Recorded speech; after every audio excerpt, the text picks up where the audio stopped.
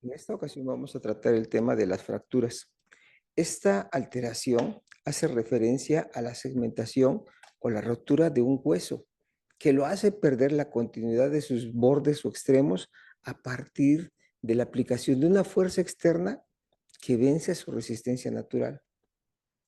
Generalmente la actividad y la inquietud natural del niño son los factores más relacionados con la existencia de las fracturas, que en la mayoría de las ocasiones se producen por mecanismos de caídas en donde el niño, de forma instintiva, proyecta alguna de sus extremidades de una forma anormal en la trayectoria para ser impactada la velocidad de su caída con relación al peso del cuerpo contra la superficie fija del suelo en una angulación especial para causar la rotura del hueso, al rebasar su límite de tolerancia de las fuerzas en ángulos decisivos. Los huesos de los niños tienen diferencias particulares en comparación con los huesos del adulto. No se encuentran totalmente calcificados y tienen una mayor proporción de tejido elástico, cartílago, que son las zonas de crecimiento del hueso en algunos lugares en especial, principalmente en sus extremos. En proporción al tamaño del niño, tienen dimensiones disminuidas que pueden permitir menores angulaciones anormales. La parte que rodea al hueso generalmente es gruesa y fuerte en comparación al del adulto. Contiene una proporción mayor de agua con relación al mineral y por lo tanto hay una consistencia elástica y menos frágil. Tiene una alta capacidad de regeneración que le permite acumular o absorber tejido óseo según sea necesario. Todas las diferencias anteriores justifican que haya menor frecuencia de fractura en los niños, bajo condiciones similares a partir de la mecánica que las generan en comparación con los adultos. Pero también establece que haya fracturas que son especiales y que son exclusivas del hueso inmaduro, como son la fractura del cartílago de crecimiento, que cuando se da afectan al crecimiento del hueso en caso de no ser bien tratadas. Las fracturas que se llaman entallo verde, donde solo se rompe un lado del hueso y en el lado contrario queda solo doblado el otro borde. La incurvación ósea, cuando no se rompe el hueso y solo se produce la deformidad en curvatura de este hueso. Las fracturas por aplastamiento, por su condición de carácter poroso. Y las fracturas ocultas, consideradas así por la dificultad de no mostrar signos radiológicos notorios por la falta de calcificación de los huesos y corresponden entonces a un desplazamiento mínimo o bien por lesionar zonas de crecimiento cartilaginoso, que el cartílago no se ve en los rayos X. La forma de responder el hueso fracturado de un niño también tiene diferencias con los huesos de los adultos. Tienen una mayor rapidez en cicatrizar y una seguridad mayor de la cicatrización. Genera una estimulación al crecimiento, usualmente simétrico de la extremidad afectada. Tiene capacidad de remodelar al hueso a su forma normal mediante procesos de reabsorción del exceso de hueso que ha formado como cicatriz. Y solo cuando la zona de crecimiento del hueso es la fracturada y no recibe el tratamiento adecuado, puede condicionar un frenado del crecimiento de ese hueso. Con esas características es muy posible que las fracturas de los niños puedan ser corregidas solo con una alineación o con un acercamiento de los extremos, sin que sea necesaria en la mayoría de las ocasiones la intervención quirúrgica para colocar placas, tornillos o clavos, a reserva de aquellas fracturas que sean especiales. Los niños toleran mejor los aparatos de yeso sin desarrollar ninguna rigidez de tipo articular y el tiempo de inmovilización en ellos es más corto. La deformidad que pueda existir ante una oposición inadecuada de los extremos de una fractura se puede corregir en una forma espontánea con el tiempo al irse reabsorbiendo el exceso de hueso en una forma proporcional. La forma como los familiares pueden sospechar de la existencia de la fractura de un hueso en algún niño se puede realizar en base a las siguientes características. Después del trauma aparece de forma clásica los datos de un dolor intenso, inflamación inmediata con deformidad de la región que se nota entonces como una protuberancia o un cambio notorio en la trayectoria del hueso que estaba normalmente Y también, finalmente, deficiencia importante de la movilización habitual de esa extremidad o de esa zona. La deformidad de la región podrá no ser tan evidente en los casos donde la fractura no se desplaza o se desliza a los lados o queda impactada. Y de forma menos frecuente es que haya moretones o una sensibilidad incrementada alrededor de la región lesionada o incluso la rotura de la piel por el hueso que puede verse a simple vista, que se llaman entonces fracturas expuestas.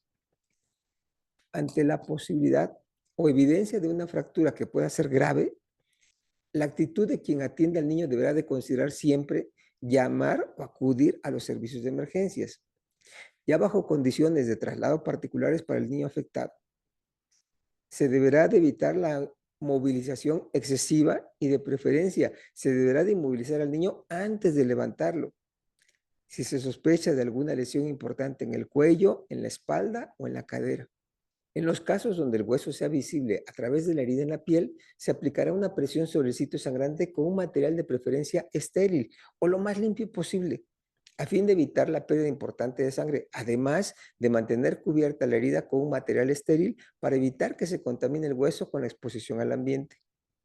En caso de fracturas menos graves, se intentará estabilizar la lesión del hueso con el propósito que no tenga desplazamientos o presiones durante su traslado.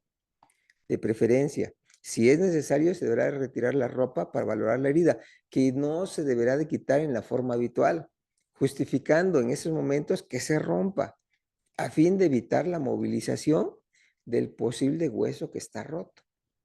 Aplique de preferencia de una forma inmediata una compresa fría o hielo envuelto para disminuir el dolor, pero no aplique el hielo de forma directa sobre la piel. Coloque la extremidad afectada en una férula improvisada, tratando de mantener la extremidad afectada en la posición en la que se encontró y para evitar la movilización, coloque relleno alrededor de la lesión. La extremidad debe mantenerse sujeta con medios rígidos de preferencia, ya sea que sean tablas o cartones, pero que sean de consistencia rígida, que se extiendan por arriba y por abajo de las dos articulaciones más próximas a la zona que tiene la fractura.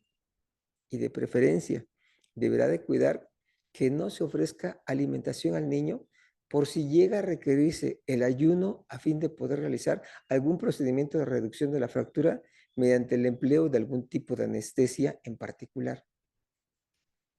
Para poder realizar una evaluación apropiada de la fractura y considerar su mejor tratamiento, el médico especialista, que es el traumatólogo y de preferencia traumatólogo pediatra, generalmente va a solicitar estudios de imagen, que en la mayoría de las ocasiones corresponden a las radiografías habituales, pero de acuerdo con las circunstancias especiales, podrán también ser unas tomografías o resonancia magnética.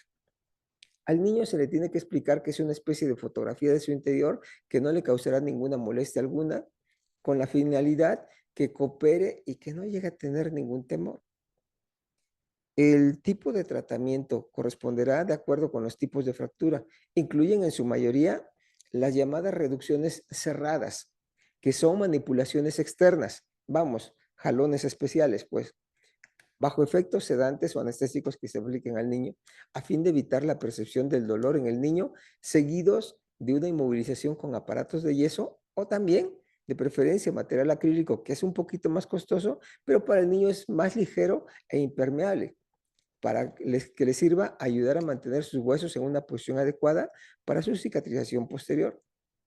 En otras ocasiones es necesaria la reducción abierta, que consiste en colocar los huesos con ayuda de dispositivos especiales como son tornillos, placas o clavos, a fin de asegurar la continuidad del hueso, la cicatrización y su funcionalidad futura mediante una operación bajo anestesia y vigilancia hospitalaria que puede ser variable.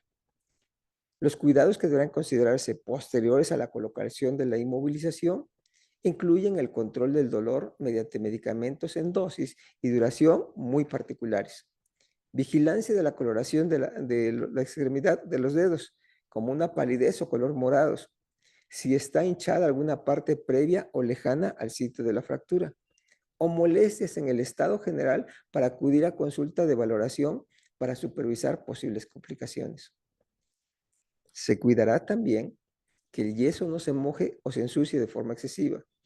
La duración es variable, pero en los niños es de acuerdo con su edad, en 1 a 3 meses en la mayoría de las ocasiones. Y recordar que cada caso particular tiene que ser valorado, de preferencia por especialista en traumatología o de preferencia con el seguimiento que pueda hacer su médico de confianza. Esperamos que el tema haya sido de su interés. Si lo conseguimos y piensa usted que también puede ser interesante para sus familiares o amigos, compartan el enlace a través de sus redes sociales e invítelos a que se inscriban a nuestro canal de video. Acuérdense de activar el botón de notificaciones para que tengan el mensaje de cuando aparezca un nuevo video.